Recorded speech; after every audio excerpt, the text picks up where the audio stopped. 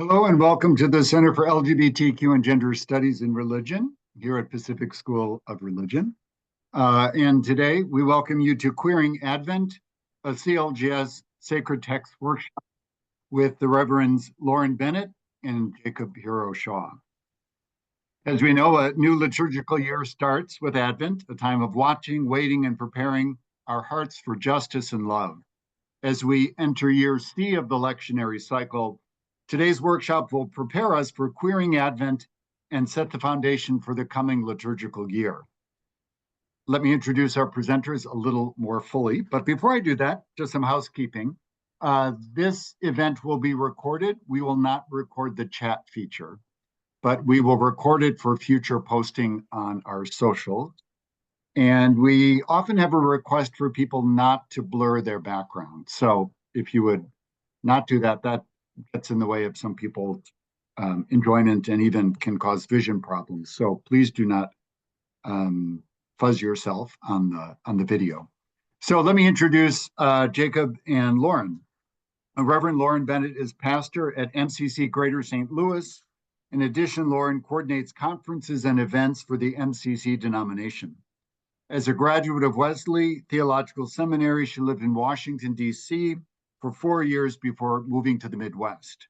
Coming from a community organizing background, Lauren is particularly passionate about working with the crucified of our time for liberation from systems of oppression. In her free time, she loves being outside, reading, and spending time with her wife and son. Welcome, Lauren. Jakob Shaw, who is a member of the CLGS staff, is senior pastor of the Metropolitan Community Church of Tampa, Florida. Jakob received his MDiv and certificate in sexuality and religion from Pacific School of Religion and has an MA in ethics and social theory from the Graduate Theological Union. He holds a graduate diploma in Christian theology and spiritual direction from Cardiff University in Wales and a BA in religious studies with an emphasis on Christianity and Islam from the University of South Florida. Jakob has led trainings on human rights and participated in transgender advocacy throughout the United States, Canada, the United Kingdom, and Central and Eastern Europe. Jakob's favorite thing in life is being a dad. Again, he lives in Tampa, Florida with his husband and their 2 children. So without any further words from me, I will turn it over to Lauren and Jakob. Again, welcome to CLGS, everybody. Welcome. We're so grateful to have you here. We have a presentation, so we'll go back and forth between a PowerPoint and then just seeing your beautiful faces and names. And we do hope this is participatory. So if you're able to ask questions and offer up your own ideas, we would love that.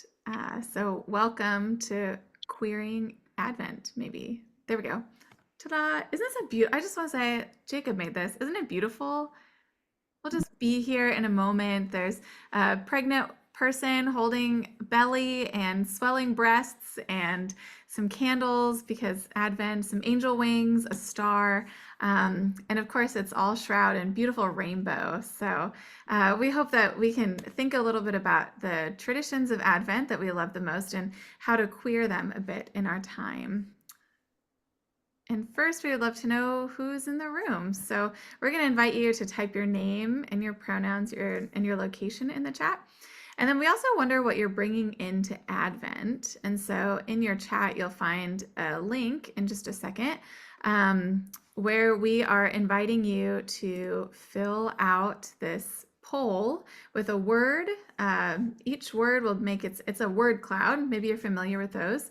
And so each word will make its own sort of thing. So if you type 2 words, it'll separate them. So if you want them to be together, you can type in a little bit of space. So as you're doing that, Jakob, do you want to say a little bit more about why we want to ask this question this time? Yeah, so we want to kind of acknowledge that this year we're going into Advent with some complicated feelings. We obviously don't want to make any assumptions about people's political affiliations, but we do want to name that for most of us, especially if you're in any kind of congregation, that it's likely that you're serving a congregation where people are carrying a lot of heavy emotions because of the election. So that's an important part of the whole Advent experience, that as we're coming into this season of waiting, we are coming in with some heaviness. I just put the So for link there those who again. oh, go ahead. Oh, I was gonna say, I just put the link in there again. If you're just joining us, we invite you to offer what you're bringing into Advent. I'm also mindful that some of us serve congregations where not everybody thinks the same thing that we even think as leaders, and adding to the complexity of what it can be to lead in this time. So we will share our responses in just a moment. So if you want to keep putting those in, that's great. And while folks are putting that in, we invite you to just take a few deep breaths. Maybe you're running from meeting to meeting. Maybe you're multitasking even in this moment, trying to get some last minute emails out or doing some other things. Whatever you're doing, we invite you just for even this second, even if you're going to have to multitask throughout our time today, that you might be able to just take a deep breath in and out. Maybe there's a feeling that's coming up for you right now that you want to just hold on to. So we invite you to breathe that feeling in and out. And maybe there's a feeling you don't want to be feeling right now, something that you can let go of even just for the next 45 minutes. And if that feels like too much of a commitment, maybe for the next 30 seconds, just to release that from holding you or from you holding it. So we invite you to take a deep breath in and out. With hope, Advent can be a time of deep breath, can't it? A time where we're hoping and anticipating and taking a breath before a calendar new year, though we know in the church that we get to celebrate a new year early because Advent is the start of our liturgical new year. So I'm just going to share our words that we came up with today. So this is what we're bringing into Advent. There might be a sexier way to show this, but this is a new poll feature for us. So this is the unsexy way. But we're bringing in hope. The words that are larger are words that more of you said. So hope and anticipation, apprehension, wait, love, longing, grief, world, better, gratitude, peace, perseverance, and tenderness. And so we hold these words together as we think about what Advent might mean for us as individuals and for the communities that we're a part of and the communities that we lead.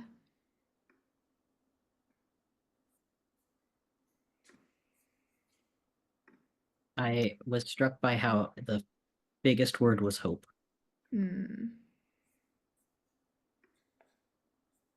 Yeah. Even in times that feel really heavy, at least for me, speaking from my own location, feels like a heavy time. And yet still we're bringing hope into Advent.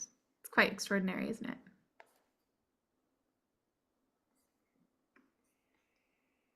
So now as we transition to our next sort of shift, we want to start by saying, by asking, what is queer? What does this word mean to you? We're queering Advent, so we're starting with queer. If you'd like, you can open your microphone or type some things in the chat. How would you define queer? What does that mean for you?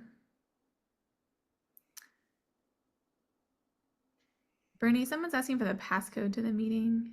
Looking at things from a slant or disrupting things, borrowing from Emily Dickinson, the slant. The slant. Thank you, Kathleen.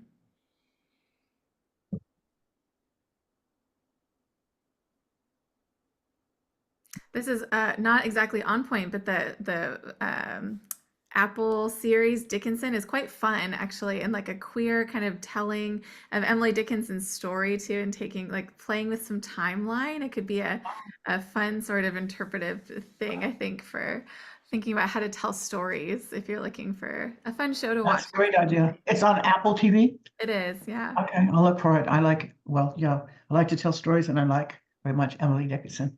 So Other things that you think of when you think of the word queer.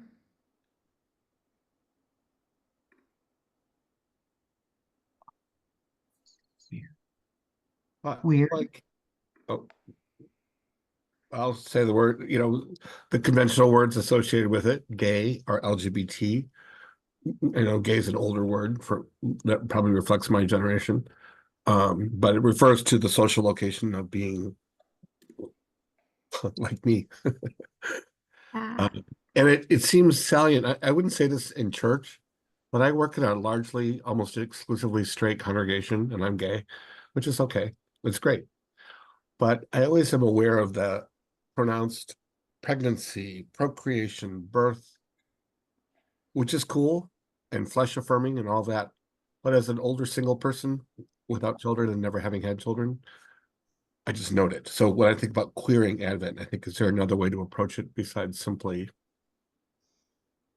families and children? Mm. One of the things that stuck with me all these years later from my being a student at PSR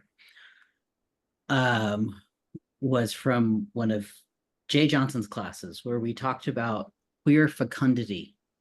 And what does fecundity mean in a queer sense if we're not talking about procreation, but what are the other ways that we bring life into the world?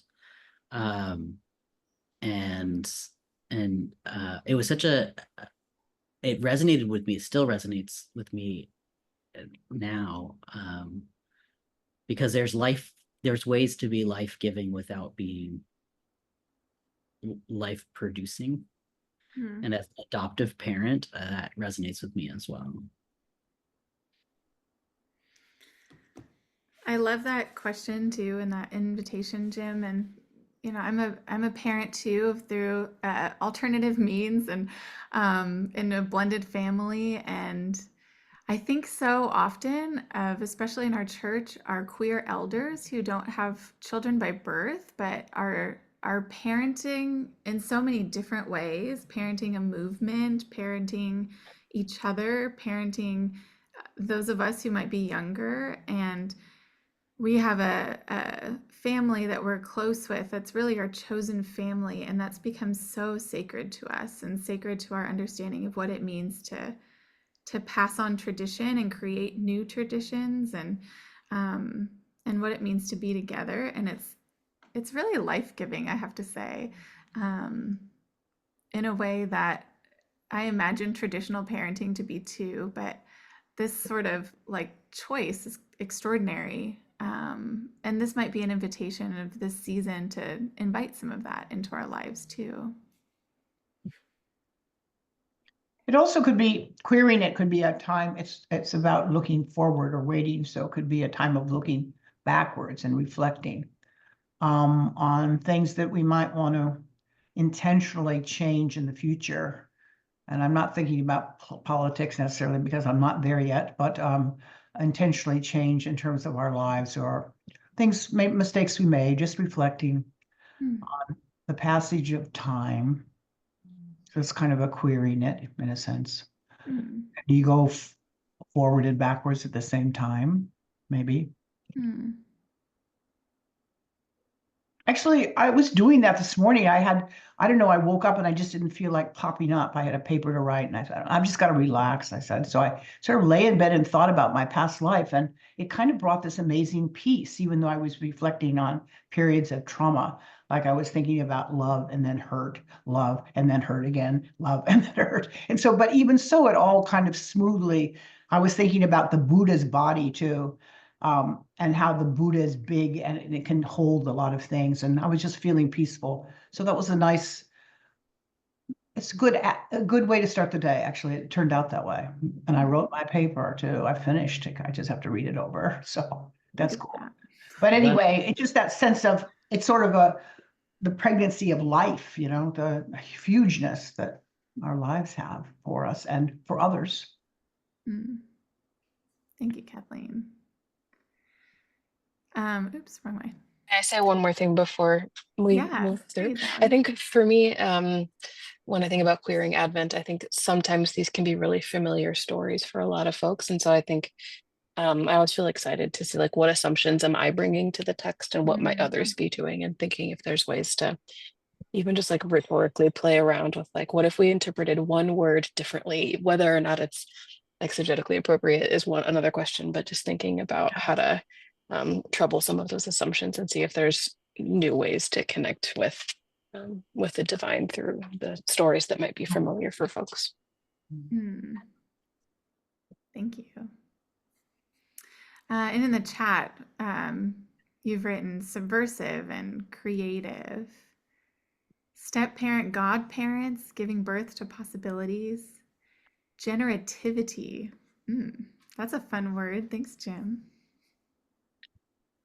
So we have, oops, keeps doing that.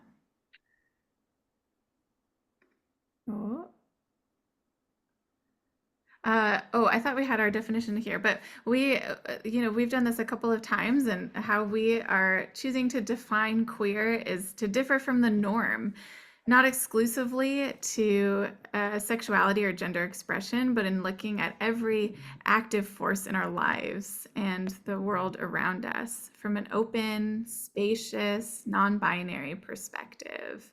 To queer something is to look at something from the non-dominant expression, experience, or understanding. To look at something not only from above, but from below. I think you all are probably familiar with that in this setting, in this seminary setting, but to look at it from below, a liberation theology perspective. But not only that, also beside and adjacent and betwixt. And so that's how we've sort of defined queer, and invite us all to keep expanding that too. So there are some things that are very queer about Advent, and we've already started to touch on some of those things. But oops, I'm sorry. I'm using Canva, and I'm not very good at Canva PowerPoint clearly, so apologies on the technology there. We're all learning something every day, right? So what are some things that you think of when you think of queering Advent? We've already talked a little bit about like the family story. How do we queer the family story a bit?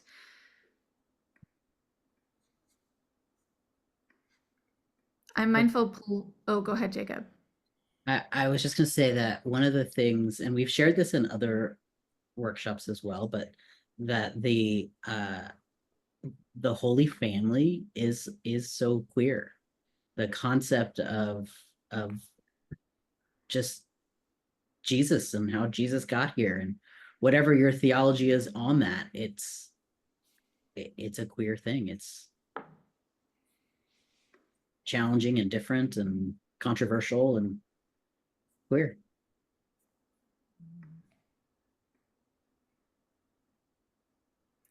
I think too, this is a little bit of, extra biblical, but I think of Angel Gabriel coming to a bunch of other women before coming to Mary. Obviously, this is not in the text, but it's around the text, right? It's betwixt the text, if you will. But I think about like, what was it like? Like if Mary said yes to this, and that even I think might be a little interpretive, but what does that mean? What does that mean for birth? I mean, right now we're in this movement across our nation too, where all kinds of communities have just voted on reproductive rights. And what does that mean for people to choose family, saying yes to something? And maybe there's lots of other ways that we can say yes to too, but in our very bodies too, what does it mean to say yes to something? I think there's a particular weight with that right now with our politics.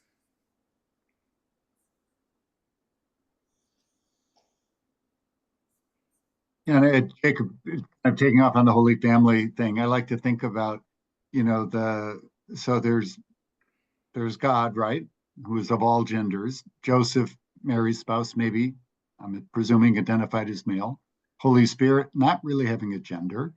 Or having many genders, and then Mary. So that's another queer dimension is, a lot of people involved a lot of beings involved in this family.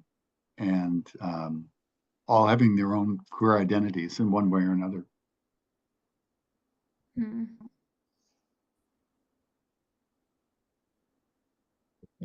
It's sort of queering to queer identity, the idea of identity per se, that we queer identity. Mary had to queer her identity to consent for childbirth. It seems like she was no longer Mary. She was mother. She was extended to a, what is that, or who knows what. So I think that's a kind of querying, to think about identity and spread and enlargement or inclusion of other in identity. Hmm.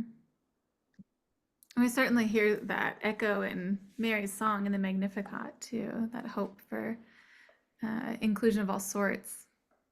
Okay, inclusion of all sorts. That's not, many seeds. Hmm. Many seeds could be planted. Yeah. I think right now too, like I'm finding myself needing to kind of disrupt the ways that I can think in terms of scarcity and with fear, and feeling a lot of that these days, and thinking about how really the Advent story is queer in the way that there's enough. I mean, that's a different perspective than we're offered in most of the other things that we get fed in our days and in our weeks, right? But Advent is all about how there's plenty, there's so much, actually. There's enough to share. There's enough possibility. There are dreams that we can not only have and talk about, but birth into the world. Things that that can really happen, not just things that we hope for, but things that we can like concretize. And like a story of abundance right now is something that I am really excited about leaning into, because I think my spirit needs that, if I'm being a little selfish. I think Yeah. there's something to be said about the traveling that the family does. Like they go back to a place but are a changed people. Like I think like I remember like going home for Christmas after I came out in my first semester, like third semester in college, lost track of time. But like there is this narrative of like the familiar suddenly becoming unfamiliar because of the ways that we've changed. And just wondering Mm. about playing with that dynamic of like known versus unknown, or like changed or unchanged, and that kind of thing too. Hmm. Hmm. Thank you for that. They went to Jerusalem and there was no place in the inn. That's always struck me. There's no place for them. There's no place. So that's a queer thing. Yeah, to Not Bethlehem. Yeah. not have a place. Hmm. Yeah, and then they're sent home by another way, right? Having to Oh, not right. go home their usual route Yeah, after Egypt, right? Or Jesus was something. born. Yeah. Yeah. But And being Tim shoved wrote out. that in the chat too about migration. It seems ever more present. Yeah, definitely. Yeah, and I think sometimes we think of like home being one place where we always are. Maybe to your point a little too, Allie, but like how are we home wherever we are, and how is that constantly changing? And maybe even our idea of what is even possible. I was listening to On Being earlier, and the episode was about someone who lived in New Orleans, and the water tables changing and rising, and what was once land that you could count on is now so waterlogged that trees can't grow in the same areas anymore. Mm. So thinking about like migration having a natural pattern to it, actually, and it being an invitation and also a heartbreak.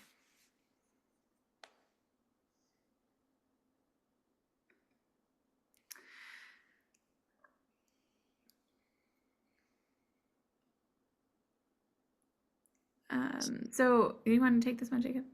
Oh, I was just Or I gonna can read. go ahead. So what does it mean to queer the text, and how do we do it?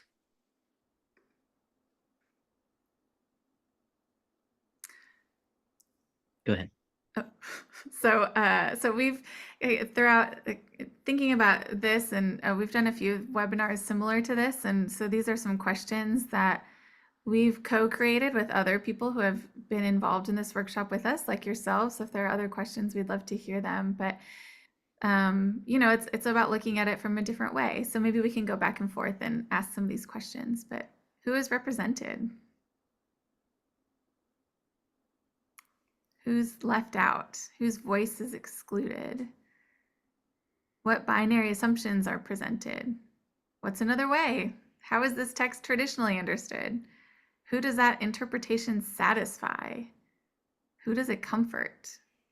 Who does it make uncomfortable? Who is missing from the conversation altogether?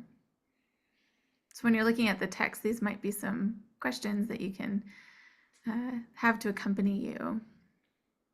Are there questions missing from here that when you're looking at texts and trying to queer them or look at them from an alternative way that you might ask?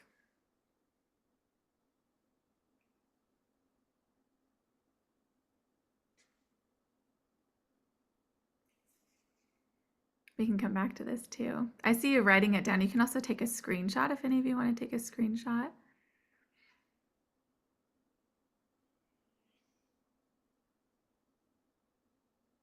And I can post it in the chat as well. Oh, you're the best. So we just wanted to give a little brief overview. I wonder how many of you have already looked at all the texts for Advent? Are you already well on your way for planning? Are you done? Okay, so I see some head nods. You're on the same page as us probably. So here are the texts. We just wanted to put them out here. You can look them up. We're in Advent year C. I don't know how this works because it's crazy to me that it's already time for another year. What is time? But Advent 1 this year is on World AIDS Day, which I think is a great invitation for us. What can we do to queer Advent? We can talk about World AIDS Day. One year we decided to have one of the candles be red in honor of World AIDS Day on the Advent wreath, and so that's a way that you could not only queer for the moment but queer for the season, and think about a way of inviting some other kind of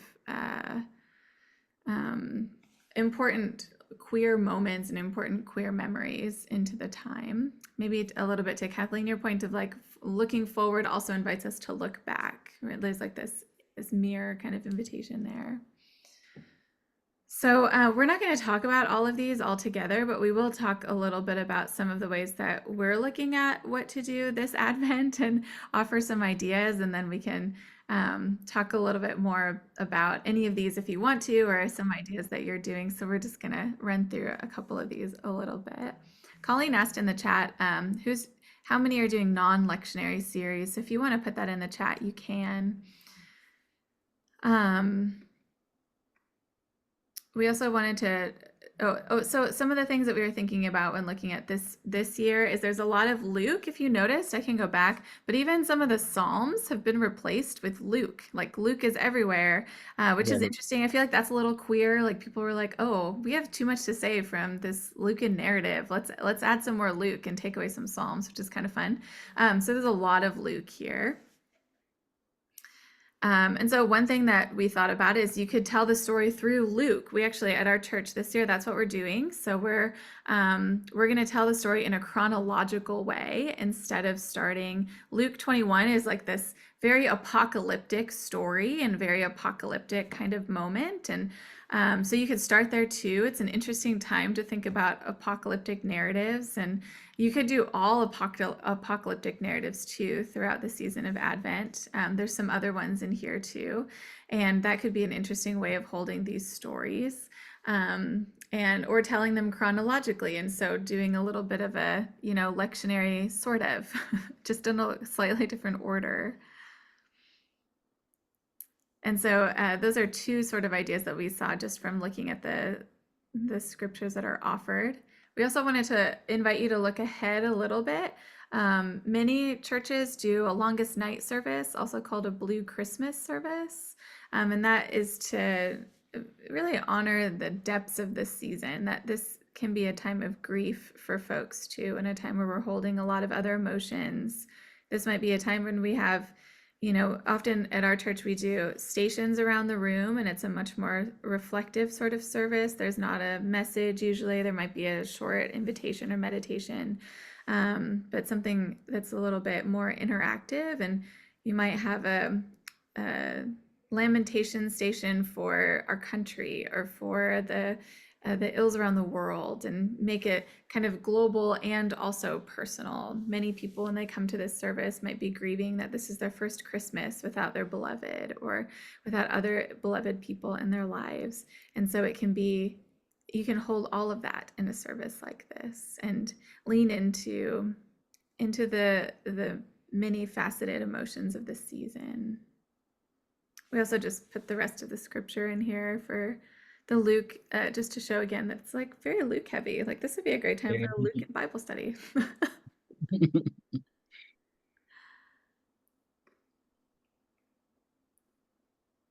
So we have some suggestions for you if you're really just searching for what to do for Advent. I almost said for Lent. We're not there yet. The one resource that I always love to promote is Infleshed.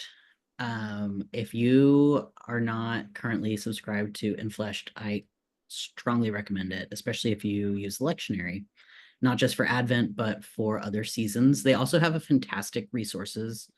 Like right now, if you're trying to pull together a Trans Day of Remembrance service, I strongly recommend it because they've got some fantastic Trans Day of Remembrance stuff, but they also have Advent. A Sanctified Art is one of my personal go-tos that I just love. I use Sanctified Art a lot, especially for Advent and Lent. Marcia McPhee has with the Worship Design Studio is it, I don't know what the theme is this year, but Worship Design Studio has their Advent series. There's also the Black Liturgies book, which is really, Michael says it, On the Way to Bethlehem is the Worship Design Studio. And then Pulpit Fiction is a podcast and a website that is fantastic and great for just getting some ideas for sermon development and themes and things. Does anybody else have any resources that you would like to add to our list so that we can share it with everybody the next time we offer one of these and with the group now? Obviously, if we're just talking about like sermon development stuff, I always recommend Feasting on the Word as a resource. It's a book series. There's also Feasting on the Gospels that has, it's not just the lectionary, but it's all of them. I just happen to have the prop here. This is great. If you're not already familiar with this, it offers a theological, pastoral, exegetical, and homiletical perspective for each scripture. And so it's fun to kind of think about things from a different place too. This is probably common knowledge, but on the Vanderbilt Lectionary website, there's like on the side, there's like art, prayer, hymns, colors. Like if I feel stuck and just like need even a springboard of like something to pray about, I'll often start there and go bonkers. I'll put that in the chat because I use that all the time. Yeah, That's same. how often I use it. I like literally just had it at hand right then. Exactly. Yeah. Yeah, but it's like I have 5 favorites on my favorites card. That's one of them. Me too. Absolutely. Same. So we just wanted to offer, so this is the little schema for the Sanctified Art series for this year. This isn't like sponsored by Sanctified Art or anything like that. We just think it's interesting. They use some of these ideas that Marcia McPhee uses too.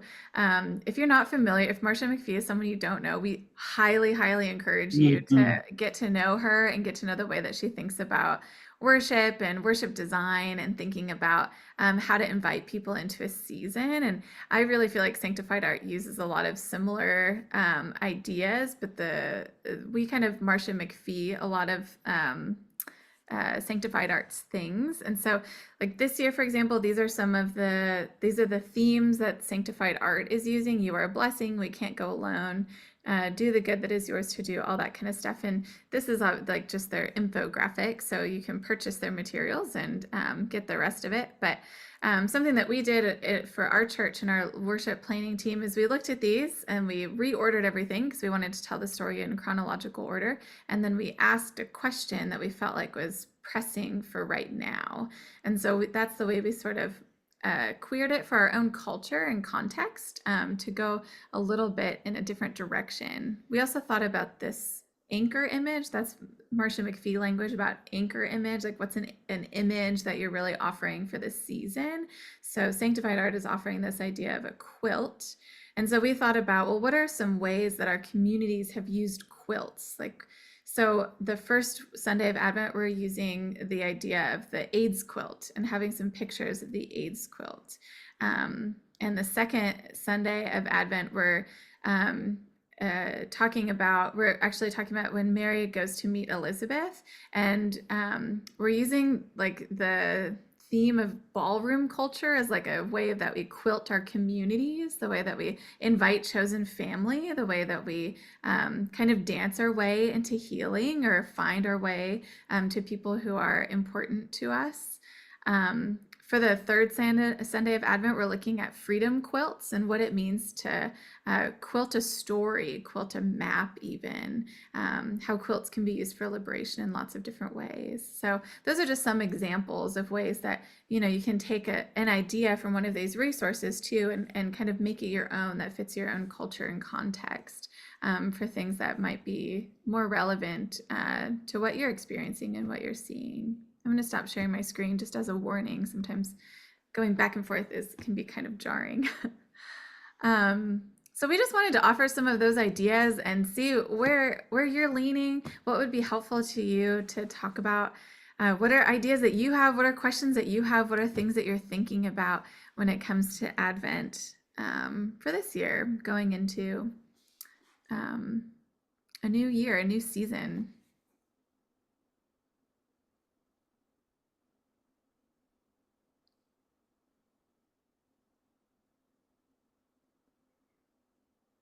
Is this and it's not a problem if it is, but is this folks like first jump into Advent for this year? Yeah, I like to do my worship planning way in advance, but I'll admit that I have not really done much for Advent, and it's going to be Advent in like 5 minutes. So this web also my first step in. I'm like, I'll disclose, like I'm only like guest preaching at one congregation for Advent 2. And so, you know, don't even know what folks will have heard or will hear after me. So I'm eager to hear themes from other folks to try to get a chance to have something to say to a community that I don't know super well. And so I feel grateful to have some space to observe and osmosis learn from some of y'all too. Thanks for that. So that's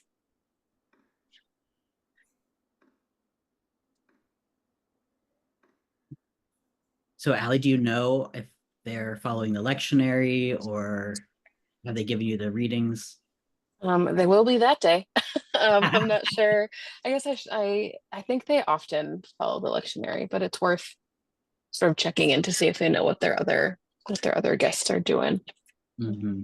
Yeah, thanks for that prompt. I will also offer up one more resource, which is that there's a few of us on this call who are part of a weekly queer sermon prep meeting, and it's part support group for queer clergy. Being queer is not a requirement, but having an awareness of queerness is helpful because we're all a bunch of queer folks. And if anybody wants that information, you can email me. I'm going to put my CLGS email here in the chat. Jacob, I just put it in the chat window, the Oh, you invitation. did? Yeah. Okay, cool. Yes, I see. Yes, that's the information in the chat for if you want to come to our weekly meeting. It is on Wednesdays at 8 a.m. Pacific, 11 o'clock Eastern. And we occasionally stay on topic. Especially, yeah. I mean, usually when we get off topic, someone, often Colleen or someone else, maybe occasionally Michael, says, okay, so back to Sunday. But it is in this moment, especially, I'm finding it just such a life-giving group. And it's my just, it's a sacred space of people who care about each other, and we talk about how to make Sunday good for each other. So, especially Allie, when you're preparing, since you don't preach every week, I really suggest you come because we can help cheer you on. I just want to say I've been thinking a lot about Mary in this season and connecting with her a lot and thinking about just what does it mean to be a person of hope and possibility right now? Like, how does that speak to us, or what are ways that we rub against that, or what are ways that that feels wholesome? And oh my goodness, sorry, my son just got home.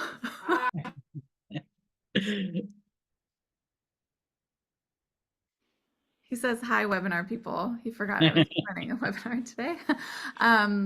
But anyway, I've I'm been so thinking about this. amazed that his voice is like a full grown-up. No, he's a full grown up now. It's weird. Not a full grown up. Let's not get ahead of ourselves, but sounds like fun. But the Magnificat, maybe this is like making this too Englishy, but I think about like I don't know, what are we magnifying? What are we magnifying right now? Like, if we put a magnifying glass to our lives or to the world, like, what do we need energy for? What do we want to amplify? I think there's like some really interesting stuff that can happen in that, and thinking about like, I love this quilt idea. Whether you like the sanctified art stuff or not, the quilt is really interesting to me because it's like we're getting cozy, or I have a lot of quilts that are made from people that I love, or from grandparents or great grandparents, or things that have been passed on, and like using a magnifying glass to stitch together the seams, or like, I don't know, there's just something really holy and wholesome about that I think is a sweet invitation for this time of like, how can something be both comforting and also challenging?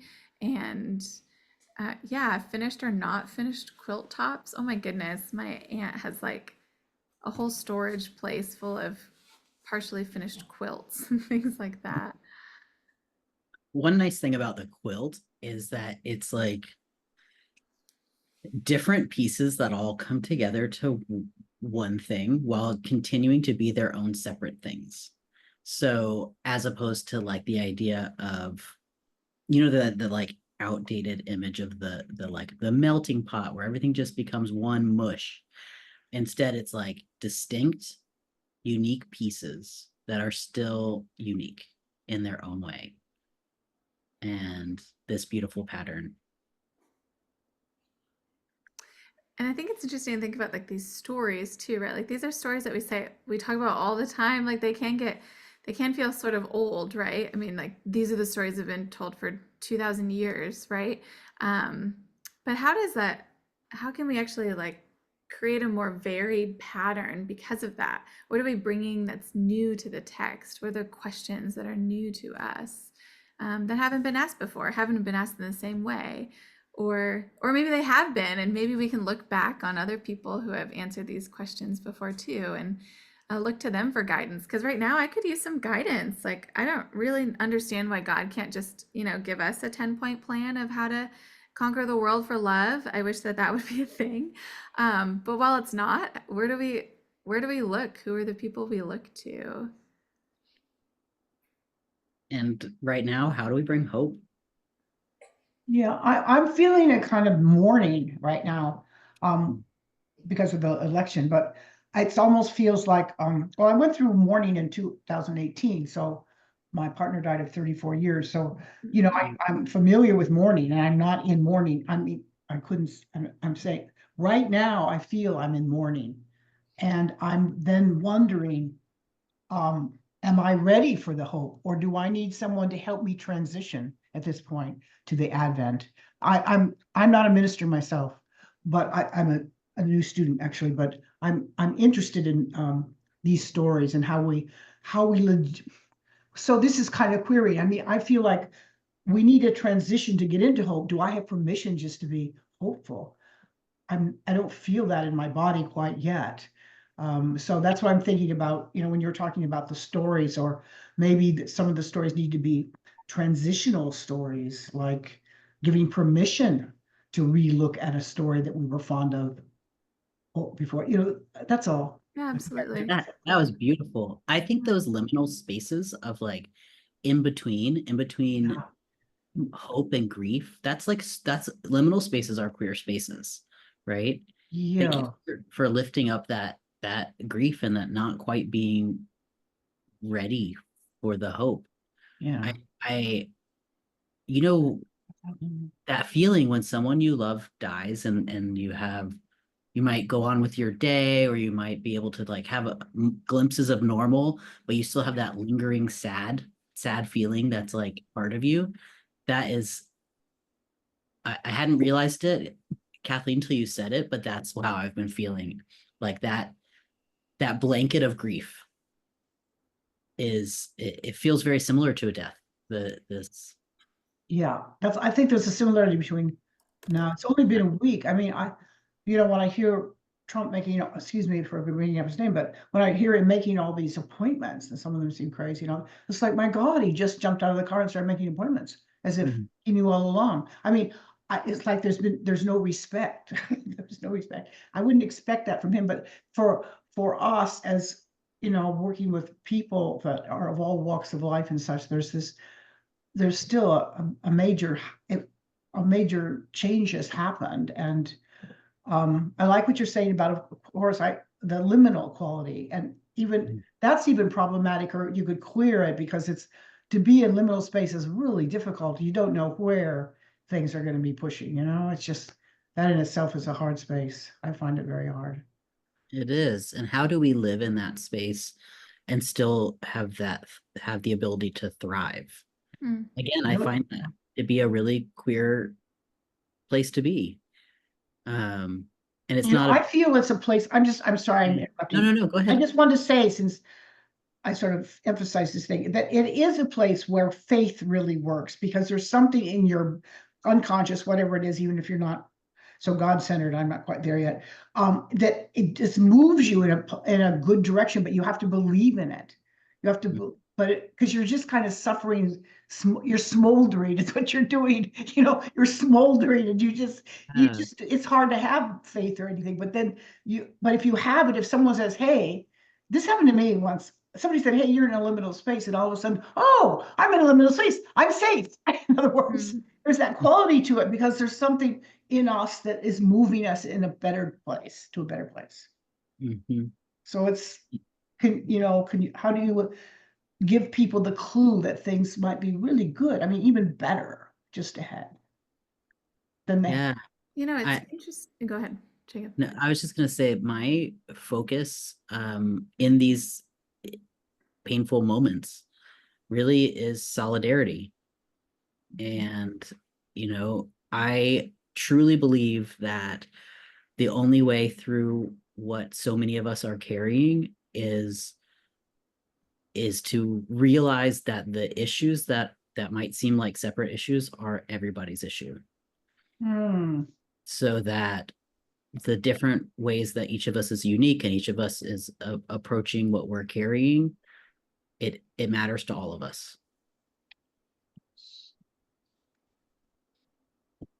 Yeah, as Colleen just said, intersectionality.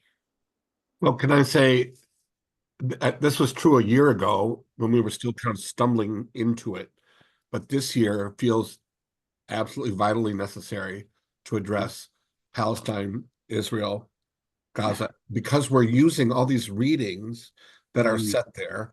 We're singing about Bethlehem and Judea, and will come Emmanuel, shall come to thee, O Israel. I mean, I'm not trying to be difficult, but it just feels like this really we need to engage this year, and the queer thing is to address it. Mm. non-queer thing is to just kind of do Christmas as if it were a Victorian period piece or something. Hmm. Not really going to do, we want to provide rest and peace, so we're not going to address politics. But that doesn't feel like a queer. I totally I way. agree. And I think there's something about we romanticize these stories so much. We romanticize what everything must have been like and felt like, and we have all these cute carols that we sing and all of us. And then in the United States it's so commercialized. Like, I don't know about your areas, but like our little downtown is already full of Christmas. Like, it's Christmas everywhere.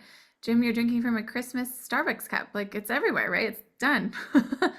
um and then to think about like what would it have been like to be Mary. I mean, like, she's at risk of losing her family. Joseph too. Like, Joseph is risking his status.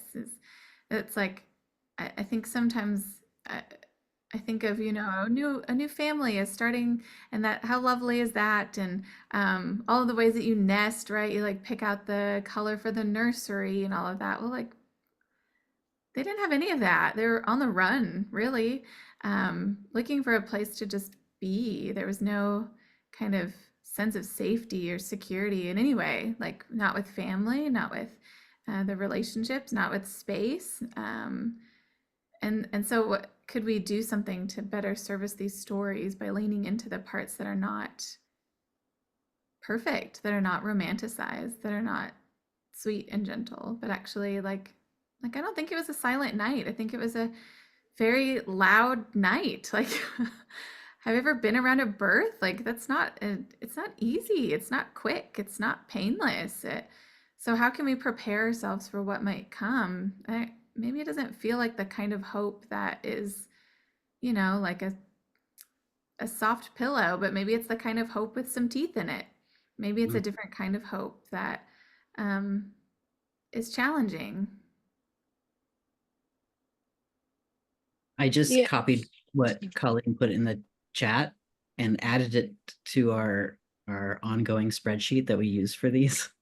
I Not love spreadsheet, that. Google Doc that we use for these things. But, Yeah, queer thing to queer make thing. visible that which many disregard, dismissed, don't see.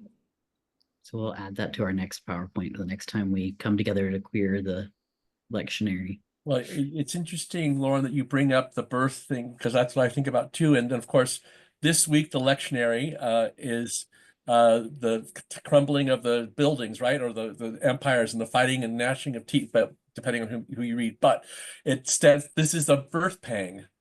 This is the beginning of something new, and pain. It's painful. Mm-hmm. And going back to the idea of the liminal space, of course, we're always in it, if we are quite honest. And Kathleen, I feel you in your grief. And just like Advent, I think grief revisits us, maybe not on a yearly basis, but it resides. And it likes to come back and visit you in the most inopportune times. And says hello. It's kind of like that ex-lover you never wanted to see again.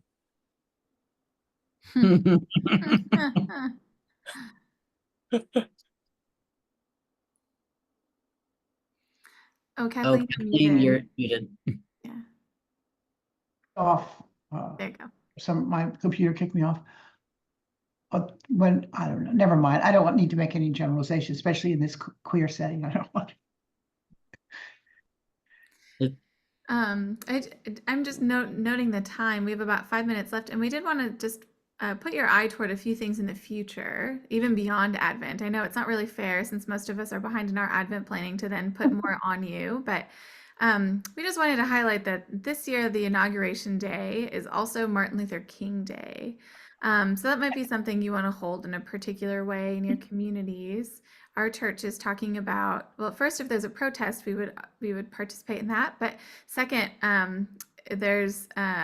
we're planning on having like an alternative event at our church. So if people want to come and light candles or create art or, we haven't figured out what the stations will be, but whatever it'll be, something like that, to do a little bit of an alternative time for people to take some space. Most people will have the day off anyway because it's Martin Luther King Day. So might just think about that for your community. What does that look like? How might that be held? And then this is a very long season of Epiphany, so there's lots of opportunity for doing a long series or doing something a little bit different.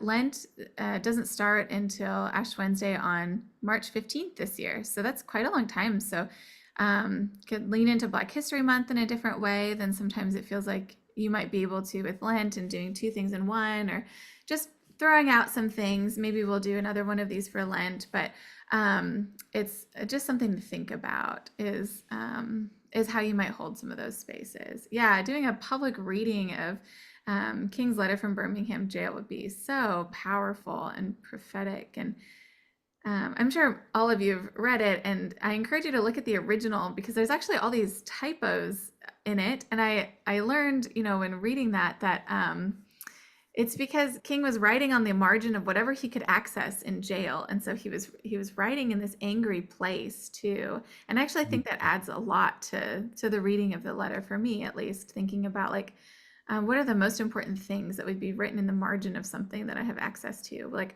what does that mean that these are the words he chose with such little sort of resource? These are the words he chose, and the way in which he chose to tell them.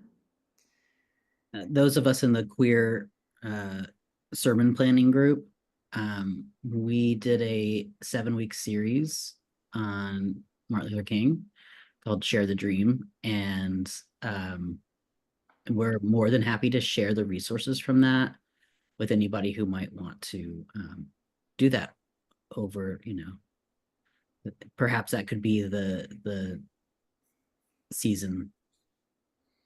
Make your own liturgical season of that leading up to Lent. It was a really powerful series too. Mm-hmm. Oh yeah, we did a Black History Month series too. Oh yeah, we did have that as well.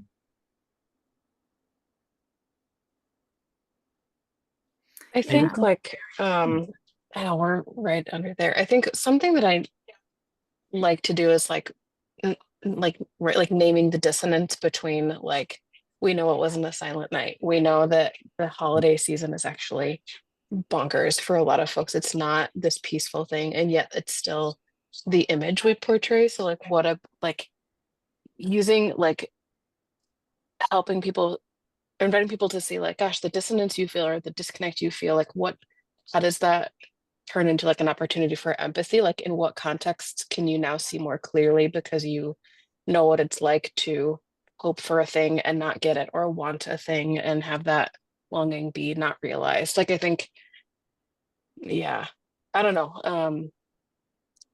I think opportunities to transform, like, name the feeling that people are having and saying, like, how can you then leverage that feeling not to feel disappointed and like disgruntled all the time, but like, how can that actually be a bridge for connection? I don't know if that was clear at all, but yeah, absolutely. Yeah, I think naming it too, and maybe even helping reinterpret it for the moment. Like, maybe we don't feel whatever we're supposed to feel, as if we're supposed to feel anything, right? But maybe we can feel this other thing instead, and that's okay. Actually, it's human, very human. I wanted to put one other thing in the chat. This is a little article a colleague and friend wrote that really is amazing and explores the idea of maybe the Magi were following turkey vultures.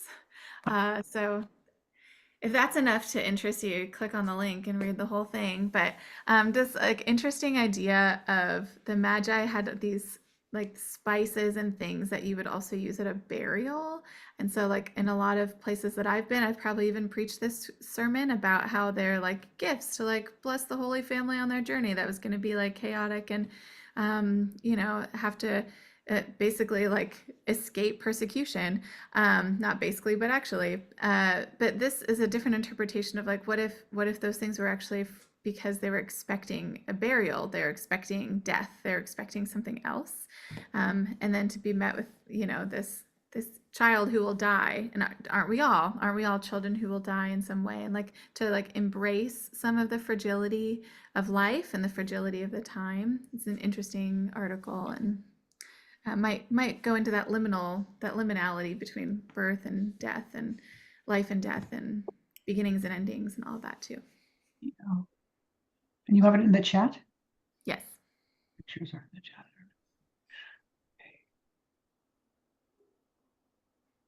Turkey vultures. What's the name of it? I can look it up. It's not in my chat. It really sounds interesting to me. Yeah, the name of it is Vultures, Motherhood, and the Dead Year. Okay. Just perfect. I know, isn't that great? I'm joking. But I'll vultures are in, you know, vultures are in jeopardy now. They're dying off. Yeah, they are. Yeah, I just I read that. did wildlife photography, so I've done quite a few shots of vultures. Oh, yeah. And the dead. No, not the dead. Okay. Oh, you'll love this article. Please, if you want to email Yeah, me. well, I want to read it. Yeah, it's interesting. Well, friends, we're so grateful that we could spend some time together today. I think we could probably spend another couple of hours just going deeper in. But hopefully this was helpful to get you started in thinking, or just hold some different ideas together. So thank you. Thank you for being here, and blessings on your Advent season. And, reach out if you need some or want some support or stuck in something. I'll probably be stuck in something, so I'm sure I'll call one of you. And I'm so grateful for that. And thank you, Bernie, for cultivating. Thank you, Lauren and Jacob. In the advertising realm, I invite anyone who might be interested. Next Tuesday, we're having the third of 3 book club meetings on Queer God de Amor. You're welcome to come to the third. This one will feature the author, so Miguel Diaz will be there. And I checked with Ish Ruiz, who's our coordinator of our Latinx Roundtable. Come join us, 5 p.m. next Tuesday online. That's 5 p.m. Pacific time. And it'll be really fun to meet with Miguel Diaz. So if you're interested in that, join us. Well, thank you everybody for being here, and we look forward to seeing you on some other Zoom screen on another day. Thanks for the space. I appreciate it.